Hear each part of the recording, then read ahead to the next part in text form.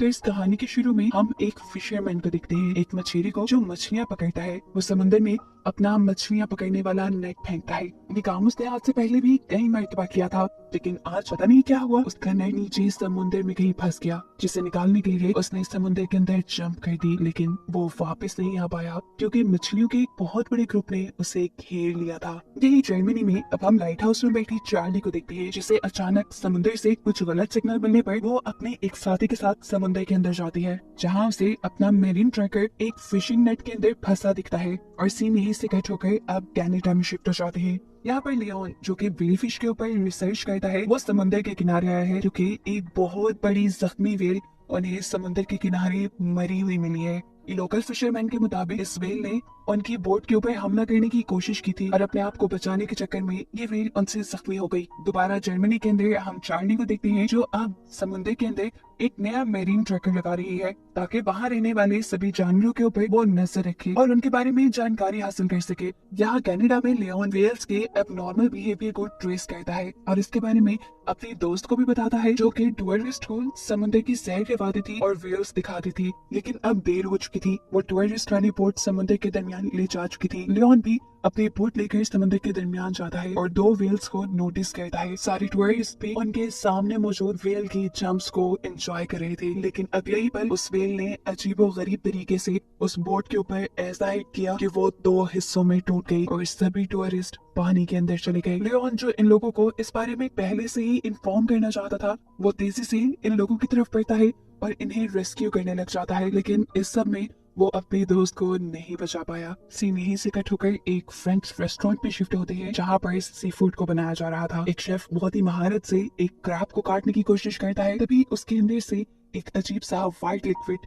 उछलकर उसके मुंह पे गिरा। शेफ अपना मुंह धोकर दोबारा काम शुरू कर देता है। शाम तक वो ऐसे ही काम करता रहा, लेकिन शाम के बाद उसकी हालत बिगड़ने लगी, यहाँ तक कि वो मर भी गया। इसी होटल में काम करने वाले दो और शेफ की हालत भी अजीब तरीके से बिगड़ गई, जिन्हें भी आईसीयू लेकर जाना पड़ा। कोई नहीं जानता था कि उनके साथ क्या हुआ। सभी इस रिसर्च में लग जाते हैं। साइंटिस्ट समुद्र की सतह से एक शिप के जरिए कुछ सैंपल्स कलेक्ट करते हैं। ये सैंपल्स आइस वॉर्म्स के थे, ऐसे कीड़ों के जो बर्फ में रहते हैं। ये कीड़े पहले कभी नहीं देखे गए थे। लैब में जब इन कीड़ों की जांच की जाती है तो पता चलता है कि इनकी जॉ भी है और ये आम कीड़ों से कहीं ज्यादा बच्चे पैदा करने की सलाहियत रखते हैं। यहाँ हम देखते हैं कि लियोन एक फिशरमैन से मिला है, जिसने खुद व्हेल के बोट पर अटैक करने वाले इंसिडेंट को देखा था। वो लियोन और पुलिस को बताता है कि सिर्फ उसी बोट को नहीं, पिछले दिन उसने ऐसे कई हादसे देखे हैं जिसमें बहुत सारी बड़ी बड़ी व्हेल्स बोट के ऊपर हमला कर रही थी। ये सुनकर लियोन बाहर निकलता है तो उसे वो शिप नजर आती है जिसे पहले रिसर्च के लिए समुद्र में भेजा गया था। इस मरतबा शिप के निचले हिस्से से कुछ अजीब चीजें चिपकी हुई थी जो पहले कभी नहीं देखी गई थी। लियोन उन्हें रिसर्च के लिए भेज देता है और यहीं पर एक और शिप को भी अब समुद्र के बीचों बीच भेजा जाता है, जिसके जरिए एक सैंपलर को समुद्र की सतह तक भेजा जाता। वही अजीबो गरीब वॉर्म्स पैदा हो रहे थे जिनके ऊपर ये रिसर्च कर रहे हैं, लेकिन सैंपल कलेक्ट करने में ये लोग कामयाब नहीं हो पाए क्योंकि शिप में होने वाली खराबी की वजह से वहाँ एक बहुत बुरा धमाका हुआ था। शिप और शिप में बैठे हुए लोग बच तो गए, लेकिन अब वो बहुत ज्यादा डर चुके थे। यहाँ लैब के अंदर साइंटिस्ट पहले वाले पकड़े हुए वॉर्म्स के ऊपर ही रिसर्च करते हुए इस नतीजे तक पहुंचे हैं कि इन वॉर्म्स में कुछ बैक्टीरियाज भी हैं और ये लोग आइस यानी बर्फ को खाते हैं। ऐसे बर्फ को खाते खाते ये लोग समुद्र की कई गुना सतह के अंदर जा सकते हैं। अब जर्मनी में जहाँ चार्ली पहले भी लाइट हाउस में थी, उसी लाइट हाउस के अंदर हम बहुत सारे अलर्ट्स नोटिस करते हैं, जिसे देखकर चार्ली भी घबरा गई। इससे पहले वो कुछ कहती, हमें समुद्र के अंदर अजीब सा एक भंवर दिखाई देता है जो अपने ऊपर चलने वाली बोट को अपने अंदर ही ले गया। इसके फौरन बाद हमें एक शहर दिखाया गया जहाँ पे ब्रिज पे दो लोग खड़े हुए आपस में बातें कर रहे थे। लड़की अपने फ्रेंड के हाथ में पकड़ी हुई बुक उठाकर पानी में गिरा देती है। बुक के पानी में गिरते ही ये लोग एक अजीबो गरीब मंजर देखते हैं। एक ही वक्त में हजारों जेलीफिश समुद्र की सतह पर आ गई थी। यहाँ साइंस लैब के अंदर साइंटिस्ट अब उस बैक्टीरिया के ऊपर रिसर्च कर रही थी जो शेफ की बॉडी के ऊपर से इन्हें मिला था, यानी उस लिक्विड से मिला था जो क्रैब के अंदर से निकल कर उसके मुंह पे गिरा था। एक हैरान कर देने वाली बात इन्हें ये भी पता चलती है कि शेफ वाले हादसे के बाद कई लोग जिन्होंने उस रेस्टोरेंट को विजिट किया वो लोग भी या तो मारे गए या बुरी तरह बीमार हैं। यही हम देखते हैं कि लियोन भी साइंटिस्ट से कुछ परमिशन मांगने के लिए आया है। वो उस व्हेल की ऑटोप्सी करना चाहता था और देखना चाहता था कि कैसे पोल्यूशन और इर्द गिर्द का माहौल उनके अंदर को चेंज कर रहा है और उनके बिहेवियर को इतना खतरनाक बना रहा है कि वो लोगों के ऊपर हमला किए जा रहे हैं। बज़ाहिर तो लियोन को उस व्हेल के ऊपर से कुछ नहीं मिलता, लेकिन उस व्हेल के ब्रेन के अंदर से लियोन को एक अजीबोगरीब किस्म का सब्सटेंस मिलता है, जिसे वो लैब में रिसर्च के लिए भेज देता है। यही साइंटिस्ट को खबर मिलती है कि पेट्रोल पंप पे भी एक बंदा अजीबोगरीब तरीके से मर गया। उसकी अचानक की मौत इन सबको परेशान कर गई थी। रिसर्च करने पे पता चला कि वो भी उसी बैक्टीरिया से इन्फेक्टेड था जिससे शेफ इन्फेक्टेड थे। इसकी मौत के बाद साइंटिस्ट ने रिसर्च की और अंदाजा लगाया कि अब वो बैक्टीरिया उस रेस्टोरेंट के वाटर सप्लाई सिस्टम के जरिए फैल रहा है। यहाँ लियोन को भी इस चीज की खबर मिलती है कि दुनिया के कई हिस्सों में यानी समुद्र की कई अलग-अलग जगह पर व्हेल्स ने शिप्स के ऊपर अटैक किया है। ये बात उसके लिए हैरान कर देने वाली थी। लियोन मैप पे दिखाई गई सारी जगहों को एक लाइन के जरिए मैच करता है और फिर एक पैटर्न बनने पे वो अंदाजा लगाता है कि ये व्हेल्स माइग्रेशन कर रही थी और माइग्रेशन करते हुए ही इनके अंदर अजीबोगरीब बिहेवियर पैदा हुए। लियोन इन चीजों की वजह जानने में देर नहीं लगाना चाहता था, इसलिए वो खुद एक कैमरा लेकर पानी के अंदर जंप कर देता है। उसका मिशन था समुद्र की गहराइयों में सोती हुई व्हेल्स के ऊपर कैमरा लगाना, जो लगाने में वो कामयाब भी हो जाता है। दूसरी तरफ हमें पता चलता है कि जापान के लोगों को भी समुद्र की सतह से ऐसे ही बैक्टीरियाज और फॉर्म मिले थे जिनके ऊपर लियोन की टीम रिसर्च कर रही थी, लेकिन उसके बारे में उन्होंने दुनिया वालों को नहीं बताया। यार लियोन की टीम लियोन के व्हेल के ऊपर लगाए गए कैमरा के जरिए ये देख पाते हैं कि समुद्र की गहराई में एक ऑयल कंपनी ने बहुत बड़ा गड़ा कर दिया था। वो लोग यहाँ से ऑयल निकालना चाहते थे, लेकिन इस चक्कर में उन्होंने समुद्र की सतह को बर्बाद कर दिया। सुबह होने पर अब एक और अजीब वाकया होता है। दुनिया के कई हिस्सों में समुद्र के किनारों पर एक बड़ी तादाद में क्रैब्स का झुंड आ गया है, जिनमें से कई क्रैब्स को लेबोरेटरी में टेस्ट करने के लिए लाया गया है। इन क्रैब्स के अंदर वही बैक्टीरिया मौजूद था जिससे वो शेफ इन्फेक्टेड हुआ था। ये लोग उस बैक्टीरिया को टेस्ट करते हैं और इन्हें मालूम होता है कि ये बैक्टीरिया ब्लड सेल को सबसे जल्दी अब्सॉर्ब करते हैं। जर्मनी में अब लाइट हाउस के अंदर चार्ली को समुद्र से अजीबोगरीब आवाजें आ रही थी, जो उसने रिकॉर्ड भी की और उसे लेबोरेटरी में भी भेजा टेस्ट करने के लिए। लेकिन यहाँ पर ऑफिशियल्स ने इन आवाजों पे ज्यादा गौर नहीं किया, ये कहते हुए कि ये सिर्फ रैंडम शोर है। लेकिन फिर जब ऐसी ही आवाजों की खबर साइंटिस्ट को एक दो जगह से और मिली, तो फिर उन्होंने चार्ली के पास कुछ रिसर्च करने के इक्विपमेंट्स और एक पूरी टीम भेजी। इससे पहले कि ये लोग यहाँ रिसर्च शुरू कर पाते, इन्हें एक इमरजेंसी मैसेज मिलता है इस जगह को फौरन खाली करने का, क्योंकि समुद्र में एक खौफनाक सुनामी आने वाला था। रुकने का 1 मिनट भी नहीं था। ये लोग जल्दी से चार्ली के साथ हेलीकॉप्टर में बैठ के यहाँ से निकल जाते हैं और फिर दूसरी तरफ हमें एक प्रेस कॉन्फ्रेंस दिखाई जाती है, जिसमें लोगों को अब उस बैक्टीरिया के बारे में बताया जा रहा था जो तेजी से समुद्र से लोगों को मिला था और पानी के जरिए यानी वाटर सप्लाई के जरिए वो फैल रहा था। और यही बैक्टीरिया इंसानों को भी इन्फेक्टेड करके मारने की सलाहियत रखता है। यही बात लियोन भी जाके वहाँ पे मौजूद सभी फिशरमैन को बताता है और कहता है कि जितना जल्दी हो सके तुम समुद्र को छोड़ दो, समुद्र में आया हुआ बैक्टीरिया इंसानों को मार रहा है। लेकिन फिशरमैन ये कहते हुए उसकी बात मानने से इनकार कर देते हैं कि हम हमेशा समुद्र में ही रहे हैं, ये साहिल ही हमारी दुनिया है, हम जमीन पे नहीं जाएंगे। इस सब के बाद हमें साइंटिस्ट की एक मीटिंग दिखाई जाती है, जहाँ पर बहुत सारे साइंटिस्ट इसी वाकये के ऊपर रिसर्च कर रहे थे और सोच रहे थे कि ऐसा कैसे हो सकता है कि एकदम से एक बैक्टीरिया पैदा हो और वो इतना जल्दी फैलने लग जाए। कुछ साइंटिस्ट का ख्याल था कि ये बैक्टीरिया जानबूझ के किसी और का फैलाया गया है, लेकिन कुछ इस बात को मानने के लिए तैयार नहीं थे। फिर अपनी इस मीटिंग के बाद ये लोग अब गवर्नमेंट ऑफिशियल से मीटिंग करते हैं और उन्हें बताते हैं कि समुद्र में पैदा होने वाला एक बैक्टीरिया पूरी ही मैरीन लाइफ को इफेक्ट कर चुका है, यानी समुद्र में रहने वाले सभी जानवरों के ऊपर हमला कर चुका है। जानवर तो इससे नहीं मर रहे, लेकिन जब वही जानवर इंसान खाते हैं तो वो बैक्टीरिया इंसानों को भी इन्फेक्टेड करने लगा है। सारे गवर्नमेंट ऑफिशियल इस चीज को इतना ज्यादा बॉदर नहीं करते और साइंटिस्ट से कहते हैं कि आप लोगों को हमने प्रॉब्लम के सॉल्यूशंस निकालने के लिए रखा है, प्रॉब्लम्स बताने के लिए नहीं। जिसके बाद अब ये लोग दुनिया की एक बहुत बड़ी साइंटिस्ट से मिलते हैं। वो साइंटिस्ट इन लोगों की पूरी रिपोर्ट पढ़ती है और रिपोर्ट पे मौजूद रिकॉर्डिंग्स भी गौर से सुनती है और बताती है कि ये रिकॉर्डिंग्स कोई आम शोर नहीं है। उसे लग रहा था कि ये सारी आवाजें किसी ऐसी दुनिया से आ रही है जिसके बारे में हम लोग नहीं जानते। उसकी ये बात सुनकर बाकी सब साइंटिस्ट भी हैरान हो जाते हैं। तब वो साइंटिस्ट बताती है कि अंटार्कटिका में मेरी अपनी टीम ने ऐसे ही कुछ सिग्नल्स को कैप्चर किया था। इस साइंटिस्ट के अलावा एक जापानीज ऑफिशियल भी इन लोगों की ये रिपोर्ट ध्यान से पढ़ता है और उसे भी ये सब जानने के बाद लग रहा था कि वो आवाजें कोई आम आवाजें नहीं है, बल्कि दुनिया पे आने वाले एक बहुत बड़े खतरे का अलार्म है। वो सब लोगों को ये बताता है कि साइंटिस्ट का ये एक्सपेरिमेंट दुनिया को एक बहुत बड़े खतरे से बचा सकता है।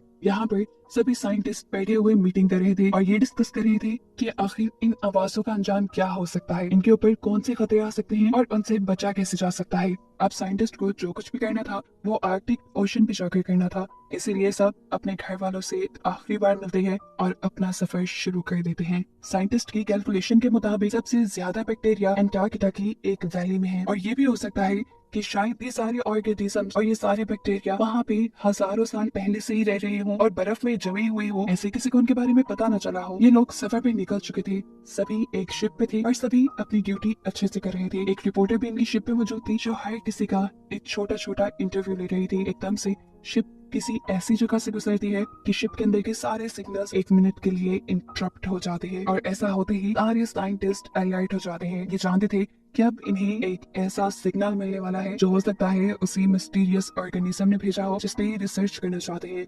इन्हें फाइनली समुद्र की सतह से कुछ सिग्नल्स भी रिसीव हो जाते हैं जिसके अंदर साइंटिस्ट एक बच्चे के रोने की रिकॉर्डिंग लगाकर उन्हीं सिग्नल्स को जमीन की सतह के अंदर वापस भेजते हैं। ये करने का मकसद उनका सिर्फ ये जानना था कि अगर समुद्र की सतह में कोई ऐसी स्पीशीज रह रही है जो उनसे बात करना चाह रही है या वहाँ पर कोई दूसरी दुनिया बसती है तो वहाँ के लोग उनसे कम्युनिकेट कर पाए, बात कर पाए। खाली सिग्नल्स पर ये लोग डिपेंड नहीं कर सकते थे। चार्ली और इनका एक और कलीग एक वाटर कैप्सूल में बैठकर समुद्र की सतह पर हर चीज चेक करने के लिए जाते हैं। वहाँ जाते ही इनके साथ अजीब होता है, इनके कनेक्शन बोर्ड से खत्म होने लगते हैं, इनका ऑक्सीजन का लेवल बहुत ज्यादा गिर जाता है और इनके कैप्सूल के अंदर भी अजीबोगरीब फंक्शनिंग शुरू हो जाती है। चार्ली के साथ ही ओरेन इस कैप्सूल को वापस ऊपर ले जाने की कोशिश करता है, लेकिन चार्ली ऐसा नहीं चाहती थी।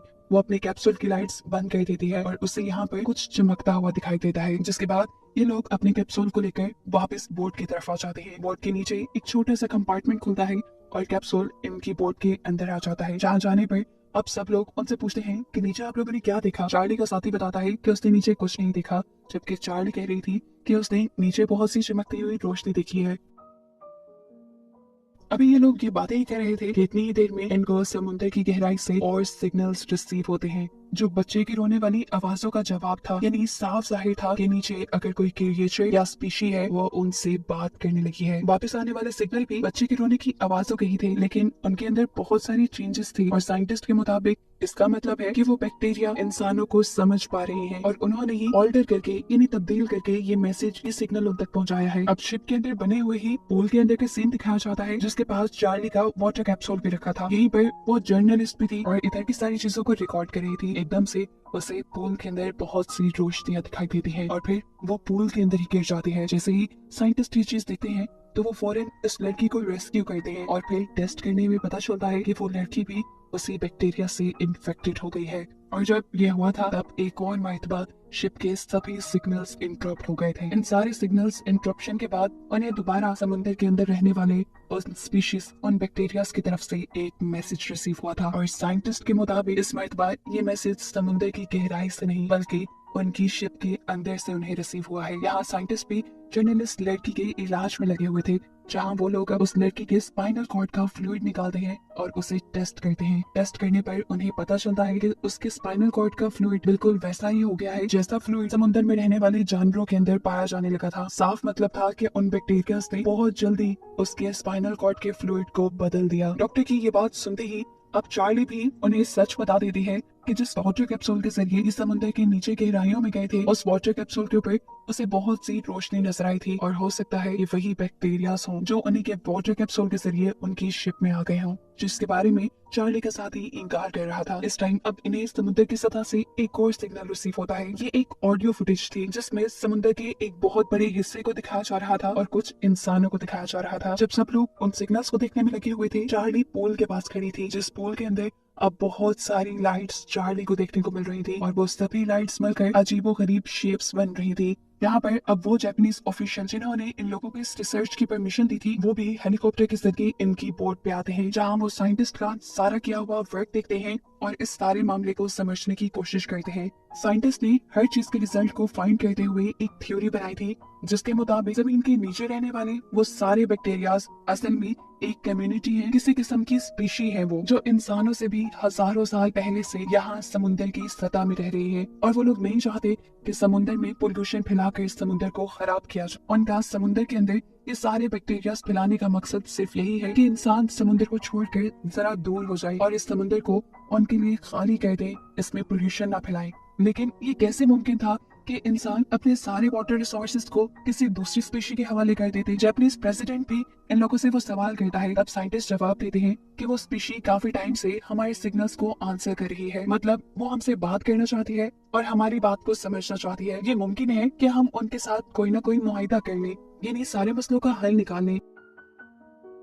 अभी ये लोग ये बात कर ही रहे थे कि वहाँ दूसरे साइंटिस्ट एक ऐसा केमिकल बना लेते हैं जिसके जरिए इन बैक्टीरियाज को मारा जा सकता है। ये लोग ये केमिकल पूरे समुद्र में भी डाल सकते थे, लेकिन इनका हेड साइंटिस्ट ऐसा करने से मना कर देता है। समुद्र में डालना तो इस केमिकल को दूर की बात, वो इस केमिकल को शिप के पूल में डालने के हक में भी नहीं था। लेकिन फिर ज्यादा लोग ये फैसला करते हैं कि वो ये एक्सपेरिमेंट करके देखेंगे। सभी लोग शिप के पूल के पास खड़े हो जाते हैं और फिर उस केमिकल को उस पूल के अंदर डाला जाता है। देखते ही देखते वहाँ पानी में एक अजीब सा उभार आ जाता है। एक जोरदार चीख इन सबको सुनाई देती है, जिसकी वजह से शिप के सभी कांच की चीजें टूट जाती हैं। शिप के सारे फंक्शंस काम करना बंद कर देते हैं, यहाँ तक कि मशीनरी भी। और ऐसे ये लोग समुद्र के अंदर फंस जाते हैं। ये लोग अब यहाँ से जल्द निकलना चाहते थे, लेकिन तभी इन्हें पता चला कि अजीब तरीके से इनके इर्द गिर्द मौजूद बर्फ बहुत तेजी से इनकी शिप के करीब आकर उसे कैप्चर कर रही है। बाहर निकलकर ये लोग देखते हैं तो इनकी शिप के नीचे ब्लू कलर की लाइट नजर आ रही थी, जो इनकी शिप को खींचकर किसी दूसरी जगह ले जा रही थी। शिप के कैप्टन